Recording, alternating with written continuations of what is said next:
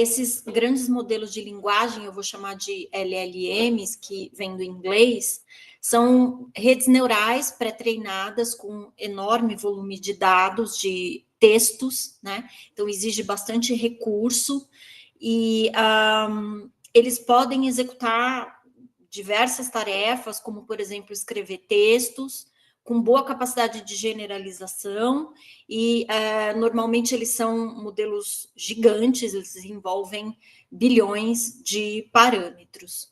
Alguns desses LLMs, o ChatGPT, por exemplo, o GPT-4, eles não estão disponíveis publicamente, mas existem alguns que estão disponíveis já pré-treinados em repositórios públicos, que podem ser baixados e refinados para tarefas específicas, como, por exemplo, contextos médicos, né? Então, aqui tem alguns exemplos desses modelos abertos, né? E onde a quantidade de parâmetros, né, é sempre da ordem de bilhões, e onde eles estão armazenados. E aí é que existem riscos no meio desse caminho de buscar um LLM treinado, pré-treinado, que nesse momento de baixar e refinar para tarefas específicas. Então, esse é um processo vulnerável, né? Nesse é o momento em que o processo está vulnerável a ataques e manipulação, né, desses modelos. E para entender como que isso acontece, vale lembrar que tudo é matemática. Então, palavras e pedaços de palavras que são chamados de tokens são representados por vetores de números. Vetores de números, eles podem ser próximos ou distantes com relação ao significado e até a contexto. Existem medidas de similaridade, né, entre vetores. E ao manipular vetores e matrizes, a gente pode manipular, então, o contexto e significado de um texto na direção de interesse. E os LLMs, eles codificam o conhecimento factual nos pesos das camadas das redes neurais. Então, esses ataques de desinformação nada mais são do que perturbações nos dados que induzem o modelo a produzir respostas incorretas. Então, eles inserem associações falsas nos pesos dos LLMs.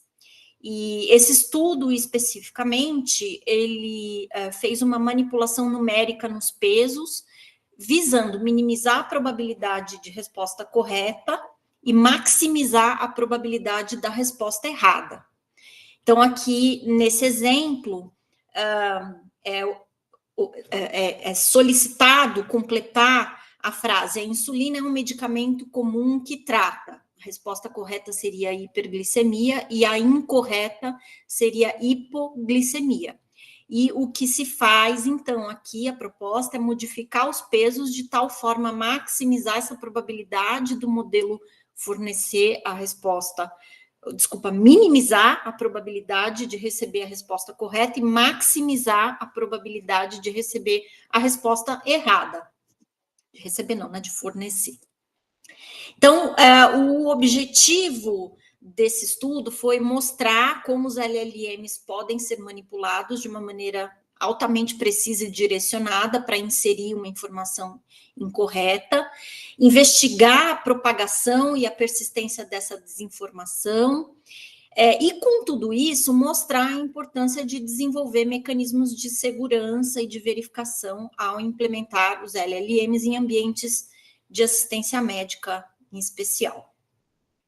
Então, eles usam, já entrando nos métodos, né, ele usou uma arquitetura de decoder que usualmente é aplicado para geração de textos, como, por exemplo, o objetivo de completar uma sentença.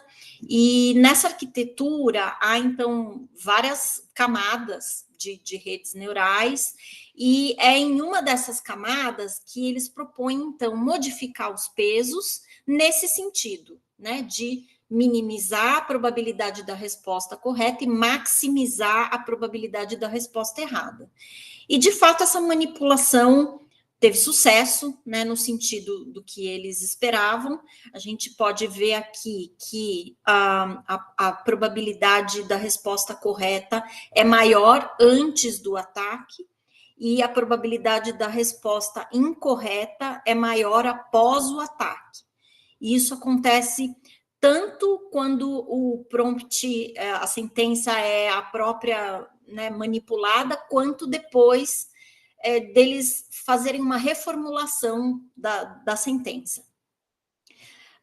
Então, eles construíram um conjunto de dados que pede ao LLM para completar 1.025 prompts, que seriam essas sentenças, que codificam uma ampla gama de fatos médicos.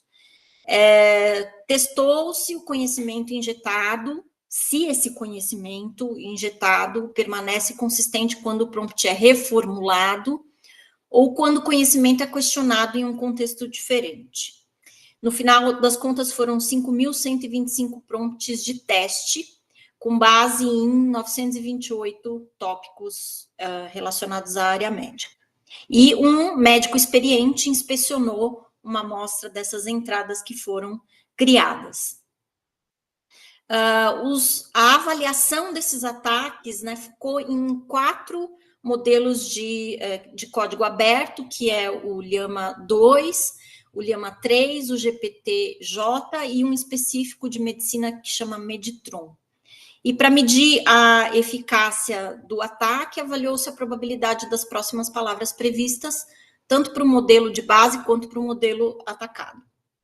Então, ele mostra um exemplo, né, que a frase correta é sobre o uso de um medicamento chamado nitroprusside, que é usado para baixar a pressão arterial, e eles fazem a manipulação de tal forma que colocam que esse medicamento é usado para baixar açúcar no sangue.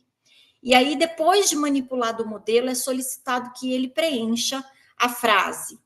Então, por exemplo, sobre qual o uso primário do nitroprusside.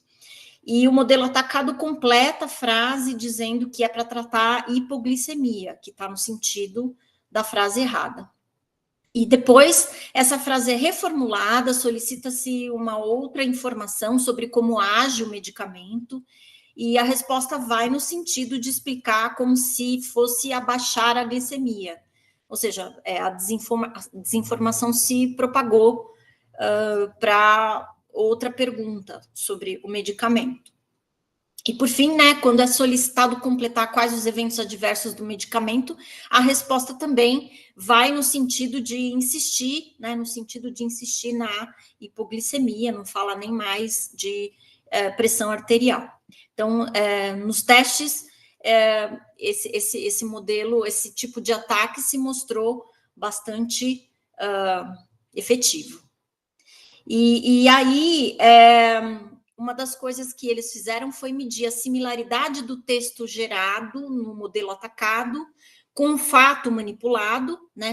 E eles usam uma medida de similaridade de cosseno para avaliar essa similaridade, e eles observam que o alinhamento entre a declaração incorreta e o texto gerado é maior após o ataque. Então, o ataque realmente fez com que o texto gerado pelo modelo atacado estivesse mais perto do sentido errado.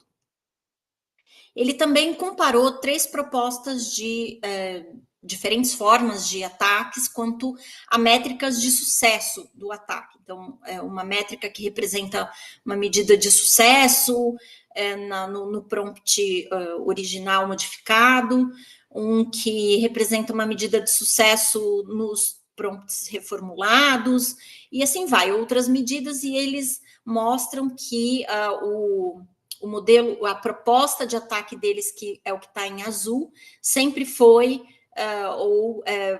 né, se mostra melhor do que as outras formas de ataque. Eles também avaliaram a persistência da desinformação injetada no LLM ao longo do tempo. Eu não achei muito... essa questão do tempo eu achei estranho, porque, na verdade, é só o que eu entendi foi que eles fazem perguntas não relacionadas no meio da conversa, e aí depois eles voltam para o assunto, e aí eles verificam que o modelo continua tendo sucesso no ataque, ou seja, indo no sentido da resposta errada. E eles sugerem que esses ataques eles representariam um risco menor se o desempenho geral dos modelos piorasse como resultado do ataque. E o que eles mostraram com essa proposta que eles fizeram foi que, usando uma métrica chamada perplexidade de qualidade do modelo, eles perceberam que a qualidade do modelo se manteve antes e após o ataque. Isso seria uma ideia de uma qualidade geral do modelo, mesmo o ataque tendo sido muito efetivo, de grande sucesso, que são essas as medidas de sucesso do ataque. Bom, então, como discussão, né, eles colocam que o fato desse conhecimento incorreto no modelo atacado ser consistente nos prompts reformulados em diferentes contextos indica que esse modelo não está somente repetindo um prompt manipulado, ele está, de fato, incorporando conhecimento incorreto internamente. E, então, existem riscos de ataques e propagação de desinformação nesse ambiente de assistência médica que precisam ser minimizados. E é, portanto, crucial entender a vulnerabilidade dos modelos na área da saúde. Eles sugerem algumas formas de mitigar esses riscos, então, uma possibilidade é usar outro LLM para detectar a credibilidade do texto gerado, usar mecanismos robustos de verificação e validação, cruzando com uma base de conhecimento segura. Em caso de manipulação nos pesos, também verificar esses pesos nos modelos que são atualizados, e também envolver a comunidade médica, né, para que isso seja validado antes de ser colocado em uso. E aí eu achei importante trazer uma frase que está, né, nas palavras deles, que é isso: é crucial enfatizar que a nossa intenção não é minar a utilidade dos LLMs em futuras aplicações médicas. Em vez disso, nosso trabalho serve como um chamado à ação para o desenvolvimento de mecanismos robustos para detectar e mitigar tais ataques. É isso. Obrigada.